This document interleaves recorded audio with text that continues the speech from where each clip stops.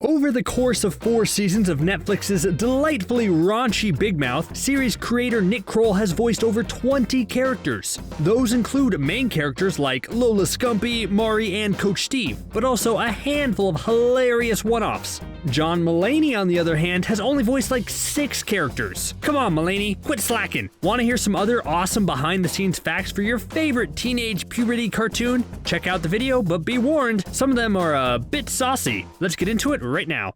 We're all big fans of Big Mouth, so this news should excite everyone. I mean, not excite like Jay gets excited, if you know what I mean, but just generally, normally excited. Big Mouth is getting a spinoff. It's called Human Resources and will center around the hormone monsters we've all come to know and love over the past few years.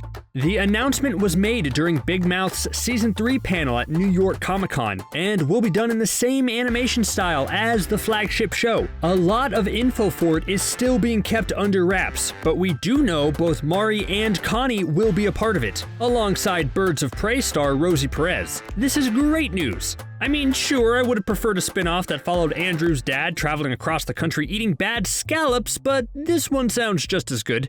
Big Mouth has almost always been a hit. How could it not be? It's a show talking honestly about the struggles of puberty and being a hormonal teen, but it's also one of the funniest shows on TV. That's true balance right there. Plus, besides critical and commercial acclaim, the last few seasons have racked up some major Emmy nominations for Outstanding Animated Program. So of course Netflix wants to keep this gravy train rolling. Back in Season 3, Netflix handed out one of the biggest renewals ever, and signed a deal with the creators to keep the show going for at least 3 more seasons, which would bring it to Season 6. Now there's always a chance it could continue after Season 6 as well, so fear not. The deal also included an overall signing with creators Nick Kroll and Andrew Goldberg to develop new animated projects for the streaming service, which of course led to the spin-off Human Resources. How does that age-old saying go? Don't cook bacon with your shirt off? Oh, no, wait, no, I mean the other one. Write what you know.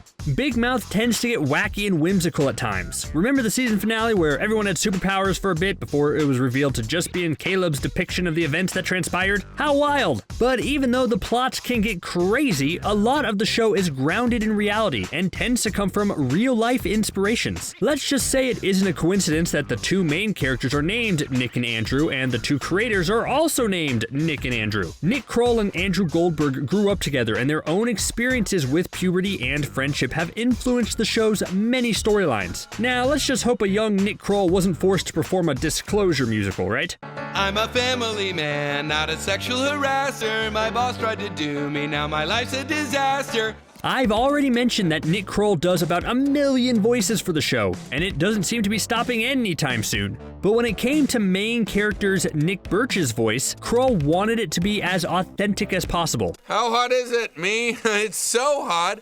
I think I saw a deer sucking on an ice cube the other day. Yes, he does all sorts of impressions and voice changes for other characters like Maury and Lola, but Kroll really strove to keep his own voice for the young protagonist. Kroll said that in a lot of ways, Nick Birch really is a young Nick Kroll, and honestly, that's probably for the best. It's great that Nick Birch sounds relatively normal and doesn't sound like Maury, Coach Steve, or Lola, right? I think that would definitely change up how we feel about the show. Big Mouth and Hulu's hit Pen 15 have a ton in common. The humor and topics are very similar to the point of if you love Big Mouth and want more comedy like it, you should definitely check out Pen 15 next. In fact, the 2 shows are so similar that there was even a crossover type episode in the latest Big Mouth season. When Nick and Andrew decide to start dating younger girls, they come across Maya Erskine and Anna Konkle, who star in the Hulu comedy, and the results are hilariously awkward. But how did that magical crossover come about? Well, a part-time Big Mouth Season 4 writer was also working on Pen 15, and he was able to get the wheels turning on that meetup. And we should all be thankful for that, because that episode was a definite Season 4 highlight, don't you think?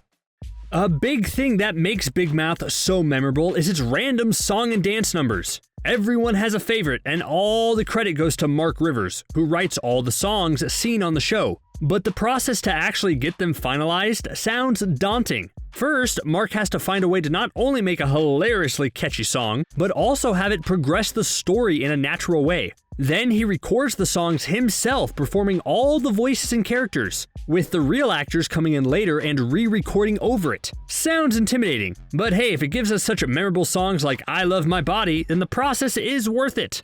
I love my body.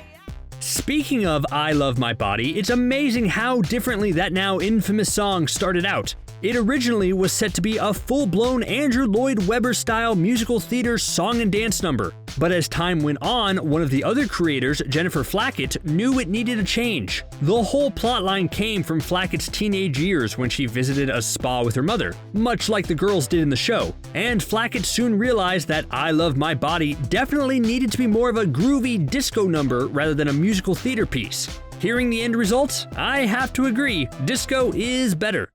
Watching Big Mouth, it's pretty clear things are pretty outside the realm of reality. I mean, I'm not personally friends with any ghosts of famous people who live in my attic, are you? I mean, if you are, then I think we have some bigger problems here. Anyways, the show definitely loves to be surreal, and that's apparent in the seemingly randomness that certain inanimate objects are alive and have personalities of their own. But it may come as a surprise to you to know that there's actually a lot of discussion around whether certain inanimate objects are either male or female. Can you imagine being in the writer's room for those conversations? Okay, as a creative writing exercise, just look at your nearest inanimate object and try to decide what gender you think it would be if it suddenly came to life. Go. Yeah, it's pretty clear Nick Kroll and John Mulaney are good friends in real life. They not only star on Big Mouth together, but they collaborate on projects outside the show too. In one episode of Big Mouth, you can see a billboard for Oh Hello on Broadway, which is a reference to a real-life Broadway show performed by Kroll and Mulaney, and it's a hoot. Basically, the Oh Hello concept centers around two elderly men played by the two comedians, naturally, as they ramble about their beliefs, their observations, and tend to say oh hello in unison. The actual Broadway play put out 138 performances at the end of 2016, but the characters themselves have showed up on late-night shows like Conan, Chelsea, Late Night with Seth Meyers, as well as sketch shows like Portlandia, and of course, The Kroll Show. If you're not familiar with these two gentlemen, definitely check them out.